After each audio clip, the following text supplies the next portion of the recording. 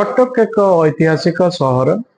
कटक ऐतिह्य कथा समस्ते भावती जे से माने जानिचंती, किंतु प्रकृत कथा होची बहुत कम लोक आम भितर कटक ऐतिह्य संपर्क रे विशेष किछि जानिछु, विशेष किछि आमे जानिनु सत कहयो गले।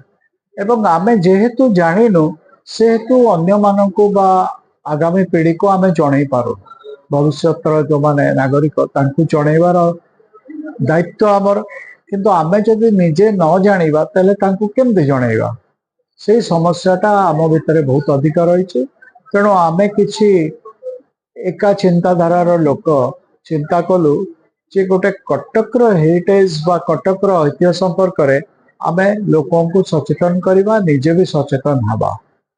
यही कथा को नहीं, यही चिंता को नहीं आमे 2019 मसीह मधु जयंती दिन एप्रिल 28 तारीख दिन कटक हेरिटेज वॉक आरंभ करूँ।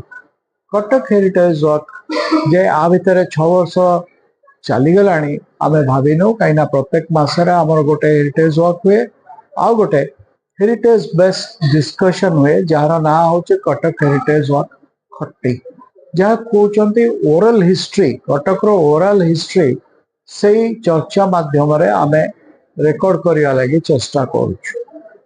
एवं खुशीर कथा होछि जे आज आपण ए उत्सव देखिथिबे किछि लोक, बेस किछि लोक मु कहबी एबे ऐतिह्य प्रति आग्रही से माने आसुचंती, निज निजर समय दौचंती एवं एथिरे आग्रह प्रकाश करुचंती। सेटा आम मानक पई बहुत बड़ा कथा। आमे अनुभव करुछु जे एभली उद्यम आमे जो करिथिलु सेटा सार्थक होइछि एवं यार भविष्यत आगामी पीढ़ी हाथ में सुरक्षित। विशेष किछि चिंता करिवार आमको नाही। ऐतिह्य सचेतनता एवं ऐतिह्य को भल पाइबा जो दुईटा आमर उद्देश्य थिला, से उद्देश्य रे आमे अनेक परिमाण में सफल होइछु, किंतु अनेक काम अछि जहाँ हेइनी।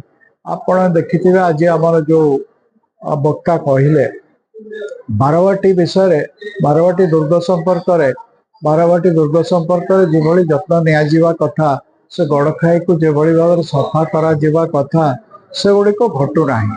तेणु आम चेष्टा करूँ, आम ए चिंता करुचु जे सरकार को एवं अन्य मानकु जनप्रतिनिधि मानकु ए दिगरे आमे तांको दृष्टि आकर्षण करूँ एवं तांको ऊपर टिके नागरिक मानक स्तर रे चाप पकेइबु, सो जहा फल रे किछि हुए तो भल घटी पारे।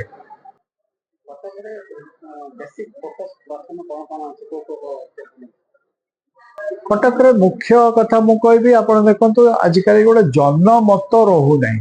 कटक जनकर मत, कटक लोक एया चाहती, कटक लोक एया कहउचंती।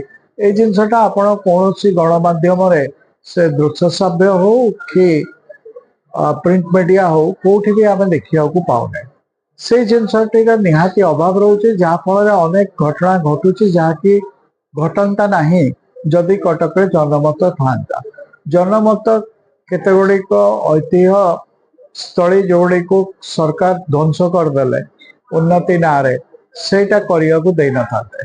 मु आपन को उदाहरण दे पारे, कलिकता नगरी रे जो सरकार सबु बिल्डिंग रो रंग, सबु कोठार सौधर रंग परिवर्तन करुछंती, किंतु से ऐतिह्य स्थल रंग परिवर्तन करूना। जो बिल्डिंग गुड़िक बा जो कोठा गुड़िक बहुत पुराना एवं जहाँ किसी ऐतिह्य दृष्टि गुरुत्व रही, से रंग को से माने बदलू नहांती, किंतु आमर से भली सचेतनता नहीं।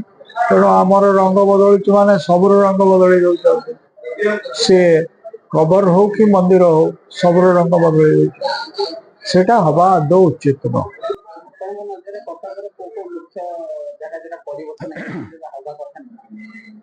एबे आपण नहीं पारंती तालदंडा केनाल कथा।